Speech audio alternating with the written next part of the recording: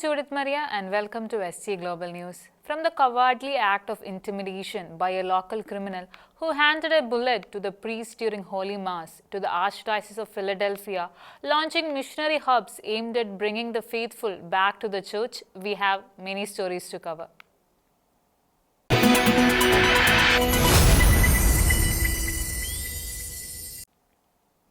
Tense moments unfolded on September 28th at the Church of St. Paul the Apostle in Caivano's Parco Vedre. During Mass, a man approached Father Mauricio Patriciello as he waited in line for communion and handed him a handkerchief containing a bullet as a symbolic act of intimidation and threat.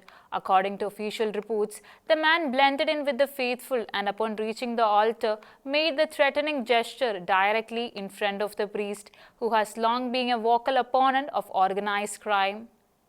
In a chilling and symbolic act of intimidation, an Italian Catholic priest received a handkerchief containing a bullet while celebrating Holy Mass on September 28th. The incident occurred in Parco Vedre area in Caivano, a town in Naples province widely regarded as a stronghold of mafia influence. Father Maurizio Patriciello was presiding over the service when the threat was delivered. Caivano is known to be under the sway of Mochi clan, a prominent faction of the Camorra, one of Italy's four major mafia organizations. Father Patriciello is known for his outspoken opposition to organized crime and has been vocal about the damage mafia culture is causing in his parish. The night before the incident, he had reported 2 shootings near his church. The next morning, he wrote on social media that the terrorists behind the shootings were very young. Appealing directly to them, he said, quote, "Guys, in God's name, just stop. Enjoy your beautiful youth. The road you have taken is a dead end," end quote. The man who handed him the bullet during Holy Mass is believed to be a local criminal. While mingling with the faithful lined up for communion, the man approached Father Patriciello and handed him a handkerchief containing a bullet before quickly disappearing, said Pina Castiello, Undersecretary to the Presidency of the Council of Ministers responsible for relations with Parliament. Italian Prime Minister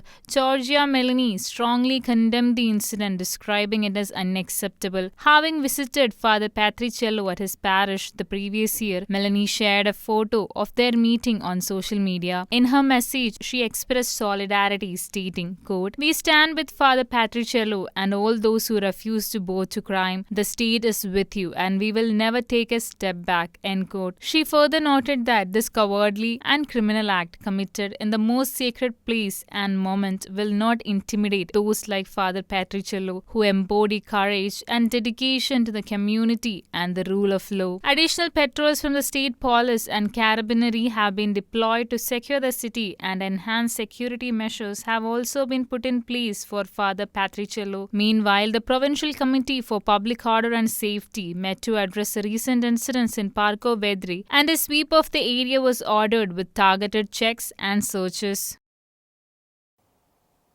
Tragedy struck in East Java when Al-Khuzini Islamic boarding school collapsed mid-prayer, killing 1 student and injuring nearly 100, with 65 still unaccounted for. Rescues pushed oxygen and water through the rubble overnight. Meanwhile, anguished families waited for news about their children outside the debris. At least 1 student died, 99 injured, and 65 others were feared trapped after a building collapsed at Al-Khuzini Islamic boarding school in Sidoarjo, East Java on Monday afternoon, according to officials cited by The Guardian. Rescue workers, police and soldiers searched through the night, pulling out 8 survivors and running oxygen and water to those still alive under the rubble. Authorities reported the structure gave way during prayers while the hall was undergoing an unauthorized expansion. A provincial police spokesperson stated that the old 2-story hall was extended illegally by 2 floors without a permit. The construction's foundation reportedly failed during a concrete pouring process, causing it to give way. Search and Rescue Officer Nanang Sujit said teams had seen several bodies but were prioritizing survivors. The rescue team avoided using heavy machinery for fear of further collapse. Teams of several hundred workers deployed medical and extraction equipment at the site. Families gathered at hospitals and near the location, waiting for word on missing children. Grief spread as the names of the missing appeared on the board. Survivors reported that female students who were praying in a separate area managed to escape. Authorities have launched an investigation into the incident.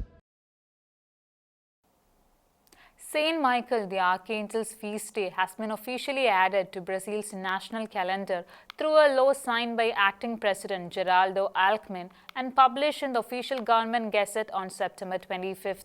The designated date, September 29th, aligns with the Catholic Church's celebration of the archangels Michael, Gabriel, and Raphael, honoring especially Saint Michael, who is revered as a protector and defender of the faith. Brazilian President Geraldo Alckmin has officially added Saint Michael the Archangel's feast day to Brazil's national calendar. According to CNA, the information was published by the Brazilian government on September the 25th in its official gazette. The newly enacted law stated the date established by this law aims to pay tribute to Saint Michael the Archangel, recognizing his historical importance and relevance to the Catholic faith of the Brazilian people. The Brazilian government's website noted that Saint Michael was a symbol of protection and defense of the faith and patron saint of the military police and various Brazilian cities. The Catholic Church has designated September 29th as the feast day of Archangels Michael, Gabriel, and Raphael. Brazil has a long-standing devotion to Saint Michael. His feast day is widely celebrated across the country with masses and processions. In recent years, St. Michael's Lent, which lasts from August 15th to September 29th, has gained immense popularity, with thousands of Catholics setting aside the 40 days of prayer and fasting. This year, a statue of St. Michael the Archangel from the Mount Gargano shrine in Italy has been on a pilgrimage across Brazil since late July. A gigantic statue of St. Michael the Archangel, 187 meters high, is also under construction in the city of São Miguel Arcanjo in Brazil. Once completed in 2026, it will become the world's largest Christian statue. Israeli Prime Minister Benjamin Netanyahu on Monday called Qatari Prime Minister Mohammed bin Abdulrahman bin Jassim Al Thani to apologize for the September 9th drone strike in Doha. The attack killed 5 people, including the son of a senior Hamas official, during ceasefire talks. Netanyahu assured Qatar that such an incident would not be repeated, according to the White House. This strike has further strained US-Israel relations, with President Trump condemning the action and rebuking Netanyahu in a heated call. Israeli Prime Minister Benjamin Netanyahu on Monday called the Qatari Prime Minister to express regret about the drone attack that occurred on September 9. This striking development comes at a time when President Trump hosted a trilateral summit with Israeli Prime Minister Benjamin Netanyahu and Qatari Emir. During the call, Netanyahu expressed grievance about the surprise attack that occurred in the middle of Doha. The attack, which targeted senior Hamas officials who were residing in Doha to attend the ceasefire talks, killed 5 people, including the son of a senior Hamas official. The White House said that Netanyahu expressed his regret for the Doha strikes and assured Qatar that it would not conduct such an attack again in the future. The September 9th attack added further strain on US-Israeli ties, as Trump condemned Israeli actions immediately after the attacks. Following the Doha strike, Trump had rebuked Netanyahu in a heated phone conversation. The Trump administration has unveiled a 21-point peace plan aimed at ending the Gaza war and fostering long-term stability. The proposal calls for Gaza to become a terror-free zone, replacing Hamas rule with a technocratic interim government and ensuring daily humanitarian aid deliveries. It also includes the return of Israeli hostages, Palestinian prisoner releases, and a phased Israeli withdrawal alongside international reconstruction efforts. While the plan avoids addressing Palestinian statehood directly, Prime Minister Netanyahu rejected recent European recognition of Palestine, calling them shameful. The Trump administration has put forward a 21-point peace framework that it claims could end the Gaza war and pave the way for long-term stability in the region, according to a report accessed by Times of Israel. The plan outlines measures that go beyond a ceasefire, combining political restructuring, humanitarian relief, and regional diplomacy. At its course, the proposal calls for Gaza to be established as a terror-free zone, preventing Hamas from holding governing authority and requiring the dismantling of its military infrastructure. In its place, a technocratic interim government would be installed to manage civil affairs and oversee reconstruction efforts. To support recovery, the blueprint commits to allowing 600 humanitarian aid trucks per day, monitored by the UN and Red Crescent, ensuring that assistance reaches civilians directly. The plan also emphasizes the return of Israeli hostages and the parallel process of Palestinian prisoners' releases, designed to build confidence on both sides. Israel, under the arrangement, would begin a gradual withdrawal from Gaza, while international partners would work to secure funding for rebuilding housing, healthcare, and education systems devastated by years of conflict. While the proposal leaves the broader issue of Palestinian statehood open, it hints at creating conditions for political dialogue in the future. Israeli Prime Minister Benjamin Netanyahu, however, reiterated his opposition to recent European recognitions of Palestine, describing them as shameful, and stressed that Israel's campaign goals remain unchanged. In a bid to what they call to prevent immortality, the Taliban government on Monday ordered a sweeping ban on internet and cellular phones, pushing the country into a near-complete communications blackout. This crackdown is the latest in a series of the Taliban's extreme regressive orders, as a theocratic government has also removed books authored by women authors from libraries.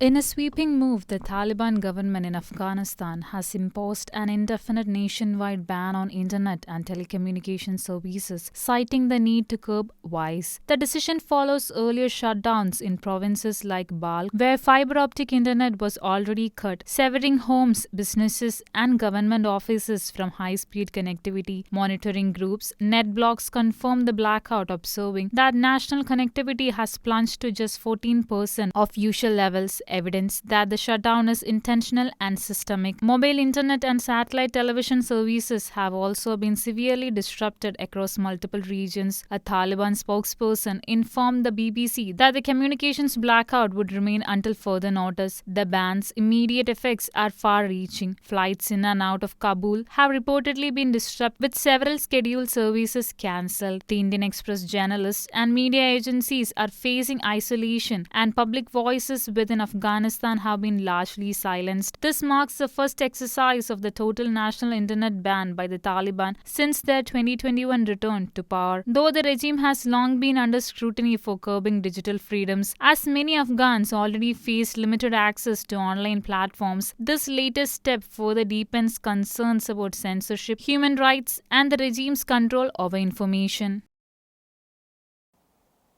Philadelphia Archbishop Nelson Perez announced the launch of several missionary hubs across the archdiocese. This initiative is part of a wider effort to re-engage lapsed Catholics and emphasize the Church's deeply positive impact on the region.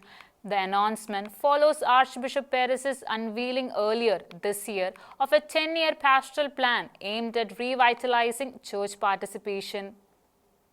On September 29th, Philadelphia Archbishop Nelson Perez announced the establishment of several missionary hubs across the Archdiocese of Philadelphia as part of a broader initiative to reconnect with Catholics who have left the church. The announcement follows the unveiling of a 10-year pastoral plan aimed at bringing back people to pews. A key element of this plan is the creation of 5 missionary hubs located in parishes across the region's 5 main counties: Delaware, Bucks, Montgomery, Montgomery, Chester, and Philadelphia County. These hubs will serve as a new method of evangelization that will be instrumental in reaching out to Catholics who no longer attend Mass regularly and others seeking a spiritual connection in their lives, and as an outlet to serve those in need. Archbishop Harris said in a press release that he wants everyone to know that they are not alone and they will always have a home in the Catholic Church. The hubs will be staffed by trained individuals led by parish priests, with teams focused on meeting the specific needs and priorities of people within the parish's neighborhoods and surrounding areas. The decision to establish the hubs followed dozens of meetings held throughout the year with hundreds of Catholics. In addition to hubs, the Archdiocese will also be rolling out a marketing campaign, Catholic Every Day, which will be broadcasted on local TV and radio stations. Archdiocesan spokesperson Kenneth Gavin told Catholic News Agency earlier this year that the initiative will be funded largely through private philanthropic contributions secured over time, with the goal of establishing an endowment for long-term sustainability. He added that the Archbishop understands the urgency of engaging the 83% of baptized Catholics who are not actively practicing their faith, while also improving the way we serve the 17% who regularly attend Mass.